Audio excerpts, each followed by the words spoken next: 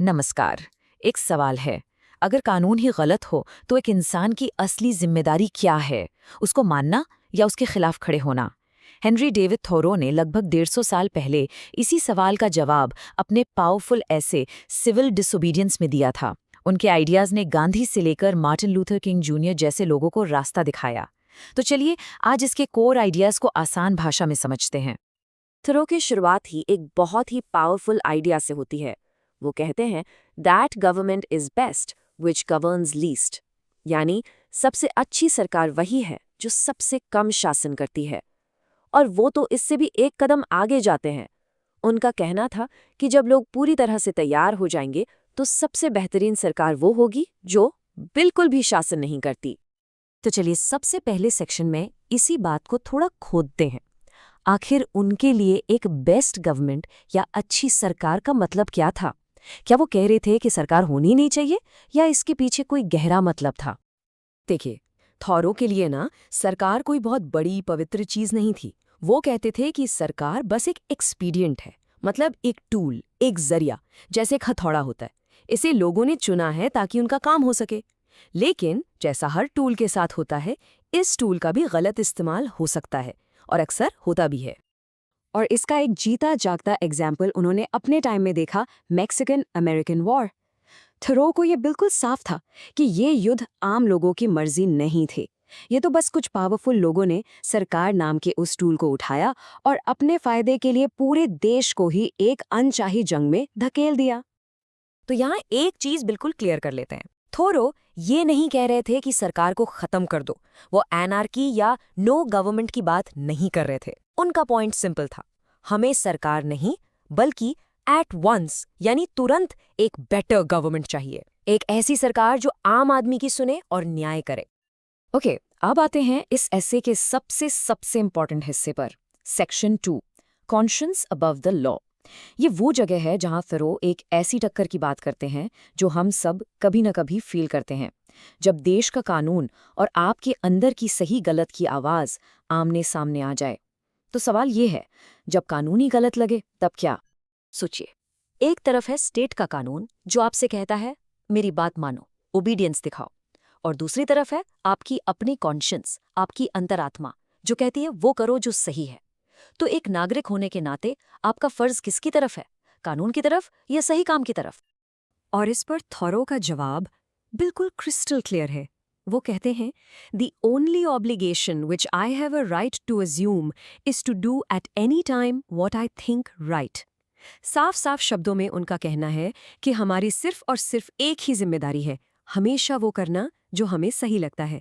कानून का सम्मान करना जरूरी नहीं है, सही का सम्मान करना जरूरी है। फरो कहते हैं कि स्टेट को सर्व करने के यानी सरकार के लिए काम करने के 3 तरीके हैं। पहले लोग अपने शरीर से सेवा करते हैं, जैसे सेना या पुलिस, एक मशीन की तरह जो ऑर्डर मिला फॉलो किया। फिर आते हैं वो लोग जो अपने दिमाग से सेवा करते हैं, जैसे नेता और वकील। इनके लिए सही गलत से ज्यादा कानून इंपॉर्टेंट हो जाता है। और फिर आते हैं तीसरे, बहुत कम लोग जो अपनी कॉन्शियंस, अपनी अंतरात्मा से देश को सर्व करते हैं। और अक्सर यही लोग स्टेट का विरोध करते हैं। इन्हीं लोगों को थ्रो हीरोज, पेट्रियट्स और रिफॉर्मर्स कहते हैं। तो ठीक है, हमने मान लिया कि कानून गलत हो सकता है और हमें अपनी अंतरात्मा की सुननी चाहिए। लेकिन अब आगे क्या? क्या सिर्फ मन में सोच लेना काफी है?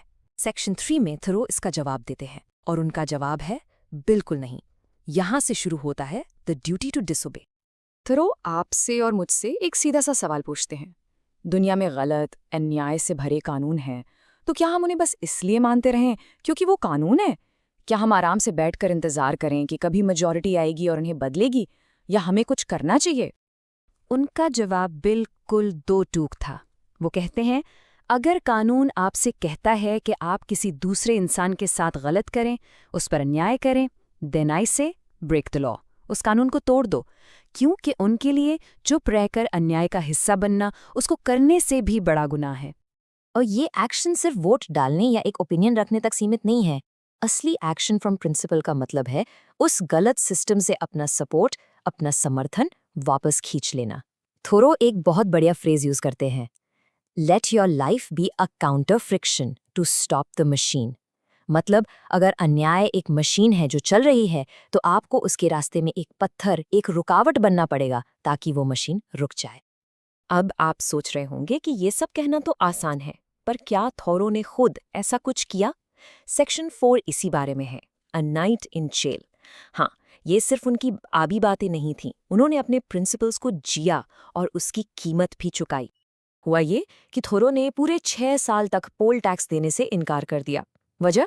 वो पैसा एक ऐसी सरकार के पास जा रहा था जो 2 चीज़ों को सपोर्ट करती थी जिनसे उन्हें सख्त नफरत थी, अमेरिका में गुलामी यानी स्लेवरी और मेक्सिको के साथ चल रही गलत जंग। और इस विरोध का नतीजा, उन्हें एक रात के लिए जेल में डाल दिया गया।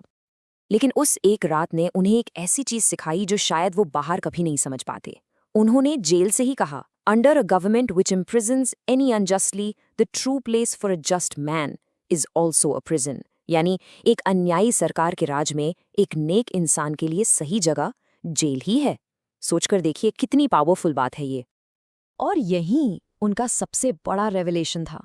उन्हें एहसास हुआ कि स्टेट ने, सरकार ने उनके जिस्म को तो बंद कर दिया था, लेकिन उनका दिमाग, उनके विचार, उनकी आत्मा, वो आज़ाद थे। वो कहते हैं कि उस जेल के अंदर वो बाहर के उन लोगों से ज़्यादा आज़ाद महसूस कर रहे थे जो इस गलत सिस्टम को चुपचाप झेल रहे थे। तो हमने विरोध की बात कर ली, लेकिन क्या थोरो सिर्फ सिस्टम को तोड़ने की बात करते हैं? नहीं।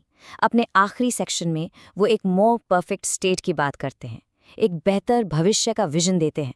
तो कैसी होनी चाहिए वो आदर्श सरकार? उनके लिए इसका आप पैरामीटर बिल्कुल साफ है। एक सरकार की प्रगति, उसकी प्रोग्रेस, इस बात से नहीं नापी जाती कि वो कितनी पावरफुल है या उसके पास कितनी बड़ी आर्मी है। नहीं, उसकी प्रोग्रेस नापी जाती है इस बात से कि वो इंडिविजुअल को, यानी एक आम व्यक्ति को कितना रिस्पेक्ट करती है, कितना सम्मान देती है। उनका कहना था कि सरकार को ये बात समझनी होगी कि उसकी सारी पावर, सारी अथॉरिटी लोगों से ही आती है। हर एक व्यक्ति, हर इंडिविजुअल सरकार से ऊपर है, एक हायर एंड इंडिपेंडेंट पावर है। सरकार की पावर लोगों की मर्जी से है, लोग सरकार की मर्जी से नहीं है। और आखिर में थोरो हम सब के लिए एक सवाल छोड़ जाते हैं। वो पूछते हैं, is a democracy the last improvement possible in government? क्या लोकतंत्र यानी डेमोक्रेसी जैसी हम आज जानते हैं, क्या ये गवर्नमेंट का आखिरी और सबसे बेस्ट वर्जन है? या क्या इससे भी बेहतर, इससे भी आगे कोई स्टेट हो सकती है? एक ऐसी स्टेट जो व्यक्ति को और भी ज्यादा आज़ादी और सम्मान दे? ये सवाल वो हमारे सोचने के लिए छोड़ देते हैं। तो ये थे द हेनरी डेविड थरो के विचार सिविल डिसोबीडियंस पर। एक ऐसा आइडिया जो आज भी उतना ही रेलेवेंट है जितना तब था। ये हमें याद दिलाता है कि जब कानून और इंसाफ आमने सामने खड़े हों, तो एक इंसान का फर्ज इंसाफ के साथ खड़े होना है। ऐसे और भी वीडियोस के लिए सब्सक्राइब करें। धन्यवाद।